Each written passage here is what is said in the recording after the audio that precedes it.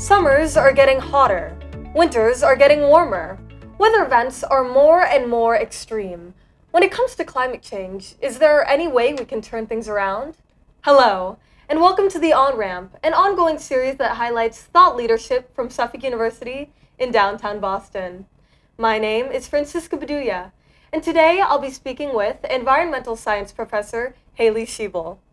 She's the Director of Environmental Science and Studies here at Suffolk. Today, she's going to talk about climate change, the challenges faced by environmental scientists, and the advice she gives her students about how they can save the planet. Professor Schiebel, thank you so much for being here and welcome to the show. Thanks for having me. Of course. So, what motivated you to pursue research in climate change, and how has your perspective changed over time? I think a lot of it really had to do with experiences. I grew up near the ocean. I grew up with a family that was outside a lot, and I was always really curious about the way that things worked. And as I got older, I guess I was starting to see that the places that I was going to were dirtier and dirtier, right? So when I was growing up in the 80s, things were still beautiful. Things were still really pristine, and I really enjoyed going to all of these outside places. I really enjoyed playing in public beaches. Everything was really clean. Everything was really beautiful. And then I noticed that as I was getting older, that was less and less so the case. And I just realized that there were ways that I could help, and the easiest way for me to help, I felt, was that I could help educate others. And my perspective, I guess, has changed as I've been teaching. You sort of like learn the things that you didn't know before. Like you didn't know what you didn't know before you came into the classroom.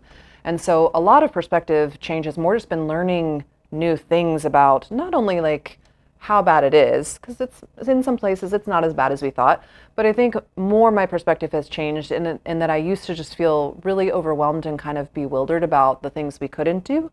And I think my perspective has changed into like, there's a lot of things we can do, and there's a lot of ways that we can make these things better.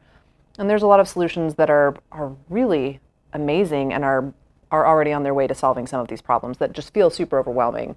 So I think it's more that, like I have felt a little bit more in charge of like the problem in terms of what I can do about it, which is helpful. Of course. So what do you consider like the most overlooked aspect of your research?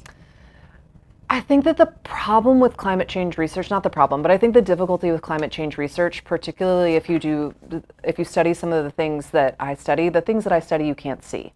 So you can't see carbon in the atmosphere or in the water, you can't see nitrogen, and that's what I study. I study how much carbon is moving between those different places. So how much carbon is moving from the atmosphere to like through a plant, through photosynthesis and into the soil, and how is it like accumulating over time. And so I think part of the difficulty when you study things that people can't see is that it's hard to explain to people what it is that I'm actually studying and how this is the problem and how this could be the solution for that. It's really difficult when we can't like touch and see things, yeah. I think. So if you can't touch and see these things, what evidence is there that climate change does exist in New England? Sure. So we have lots of evidence for it. I mean, there are certainly things we can see. Like what I study in particular is a little bit more difficult to see, but like as an example for like what I study the amount of organic matter, like the things that are coming from living things, how much of that is in the water. So if you have like a cup of tea and you put your tea bag in, the water changes color, right? So what is actually changing the color is the organic matter in your tea bag. So that's what I study essentially, is like how colored the water is, how much of that is carbon, what does that mean, where's it coming from, where's it going? So you can see it. It's just to be a little bit more creative about how you explain it to people.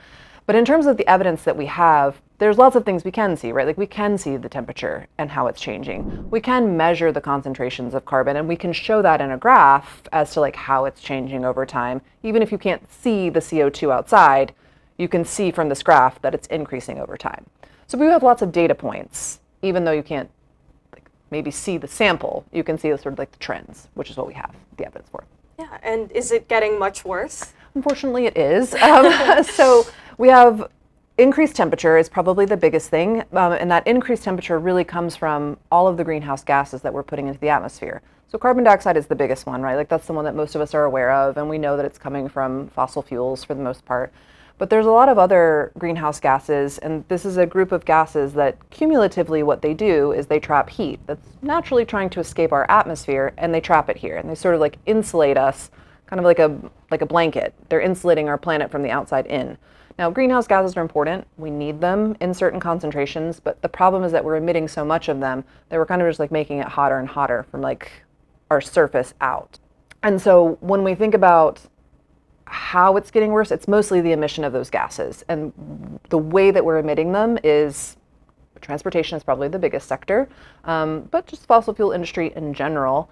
And so that's sort of the major culprit, is these greenhouse gases leading to this temperature change. But there's a whole host of other things that like sort of parlay off of that. I think that's the biggest thing that most people have a pretty good grasp on in terms of what is causing the biggest issue is greenhouse gases and therefore an increase in temperature. So what can we do to make a difference in mitigating climate change? There's lots of things. I think that's the biggest thing that I try to teach in my classrooms is that like there's lots of little like micro ways that we can attack the problem.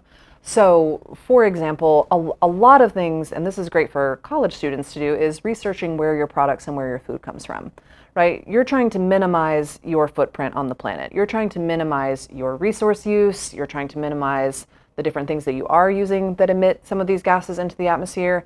And the easiest way to do that is to learn what products you use or what things you eat that have that huge footprint. Example, meat has a really large footprint. I'm not telling anyone to go vegan or vegetarian. I'm not saying that. I'm simply stating that like even one meatless Monday has a huge savings in terms of emissions. And that is because meat, like we have to raise the animal, right? So we have to feed it. We have to worry about medicine. We have to have all of those things that go into raising an animal. And then after that animal is like ready to go and become, let's say, a hamburger, there's a lot of energy and water that goes into processing it to make sure it's safe for human consumption. Then you get to packaging and plastic and like all of those things, right? So even just thinking about minimizing that or trying to go to the grocery store to get food with less packaging, these are like micro ways that we can make a really huge difference. And there are places that are doing this on a bigger scale. Like even in Rhode Island right now, there's a news article that just came out. They're building microforests. So the idea here is we have plants that naturally do this for us, right? They naturally take carbon dioxide out of the atmosphere and put it into a plant in the form of glucose, which is great. So this is why when we were kids, we were told go plant a tree, right? This is why, because it takes carbon dioxide for us and we don't have to worry about that CO2 anymore. So Rhode Island is creating these little microforests, which are just what they sound like. They're like little plots where maybe we can't build like a huge forest right here. But if I can think about it in city centers where we have some of those increased emissions, then that is where sort of the epicenters are, where we can sort of make the biggest difference in terms of taking those concentrations back out, if that makes sense. So again, they're called microforests. Again, like these little micro ways that we can sort of make a difference. And a lot of it can just like for you guys, for younger folks, it's where does your food come from? How can we minimize impact on small scale, but it makes a huge difference. So what challenges do you face when securing funding or institutional support for climate research? Yeah, I think this question would have been really different if you had asked me a couple of years ago. It used to not be quite as difficult as it is now to secure funding for climate change research.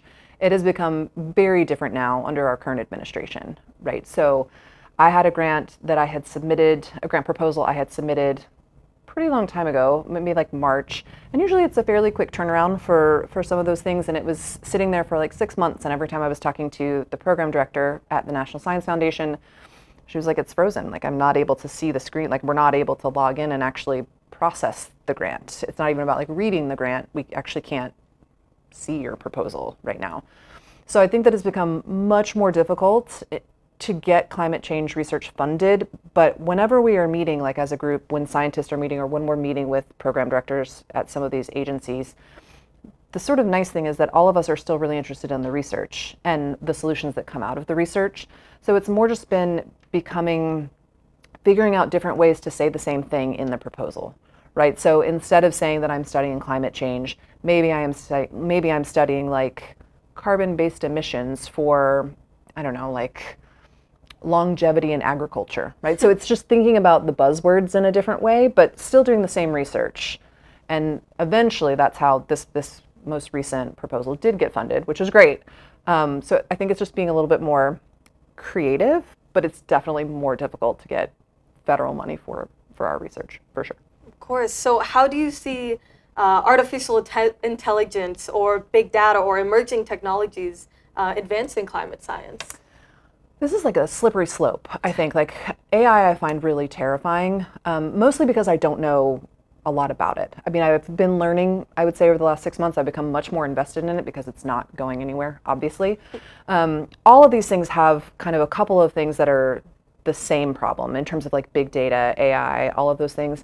And that is the amount of data that they have to use, right? And then how do we process that data? How do we keep the storage centers cool for that data? That's a huge amount of energy. It's just like though I'm taking this AI workshop actually, and they were comparing it to like when we stream things, like we're streaming a show, it's the same thing. Like as a society, we are gonna have to figure out how to deal with data, period, like as an entity. And that includes big data and AI for climate change. So the scarier thing is like, how do we continue to run these things sustainably? In terms of how they can help, because they totally can. I mean, AI can make things so simple for you. There's a bunch of worries about it in academia and misuse and all of that stuff, but that's separate from like how we might use it in research. In terms of how you can use it in research, it can collect a whole bunch of data really quickly for you from the internet. So scouring all of that data and putting it together for you is different. We never had that tool before. You used to have to go and read all of the individual papers by yourself. And it can synthesize all that very quickly now. So it will help with time. It will help with all those things. The bigger issue still remains of like keeping it as a sustainable technology, which is, I think, where I'm sort of like trying to figure out how to deal with it. So in your view, what is the most promising strategy for reducing or even eliminating climate change on a global scale?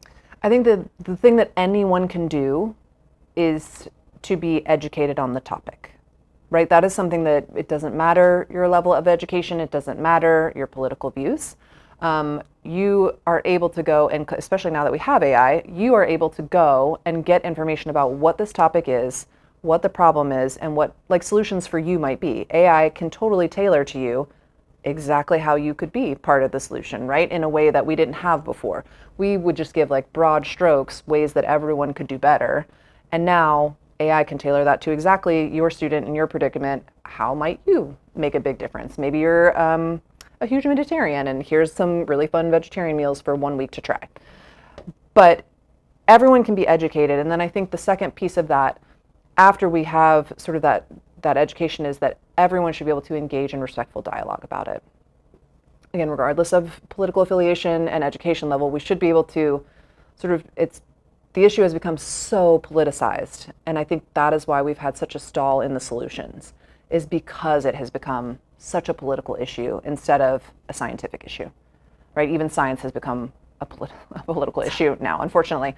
And so I think that if everyone has educated themselves on the topic and then can engage in that dialogue, we could think about solutions that are fair for everyone, that are something that is tangible for everyone, as opposed to where we are right now, where everyone is just so polarized that we can't even talk about it. And so I think that's probably the easiest way for everyone, regardless of anything, to start making some kind of an impact. So finally, what advice would you give students who want to make an impact in climate science or environmental policy? There's a lot of ways that you can help. So I mean, like in addition to some of the things that I've said, but like a big part of it also is I think when students get together, they make a really powerful difference. So we have a huge environmental club at Suffolk. We have an outings club at Suffolk that like gets out and literally is just trying to get outside. And so joining those clubs that will help connect you to your community, I think make a really big difference for students at a college campus. And we have a really amazing location with a whole bunch of agencies that are like at our back door where that's possible. And that gives you all of those connections to some of the funding agencies here that are local to start making a difference, to start doing some of these cleanups, to start having some of these, events where we can be more sustainable over time. You know, those sound like some amazing solutions. Thank you so much for being here. It was a pleasure speaking with you. Yeah, thanks for having me. Of course, and thank you for joining us. We'll see you next time on The On-Ramp.